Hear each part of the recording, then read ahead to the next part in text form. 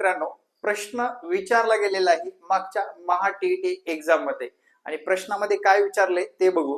विद्यार्थी मित्रांनो काय म्हटले बघा, 43A22 या संख्येला 18 ने पूर्ण भाग जात असेल तर ए म्हणजे डॅडॅश आहे. ए च्या ठिकाणी कोणती संख्या आहे हे विचारलेलं आहे. आता विद्यार्थी मित्रांनो, प्रत्येक संख्या ठेवून आपला वेळ घालवायचा नाही, आपल्याला वापरायची ती ट्रिक्स. आता 18 ची अशी फोड करायची बघा, 18 ची अशी फोड केली मी 6 आणि 3. काय कशी फोड केली? 6 आणि 3, 6 त्रिक 18. ज्या संख्येला 3 ने भाग जातो त्या संख्येला 6 ने सुद्धा भाग जातो अशा संख्या म्हणजेच 18 ने सुद्धा भाग जाणारी संख्या असणार आहे. 3 ची कसोटी काय सांगते? 4 आणि 3 7, 7 आणि 4 11 झालं मित्रांनो. 11 मध्ये किती मिसळल्यानंतर 3 ने भाग जातो?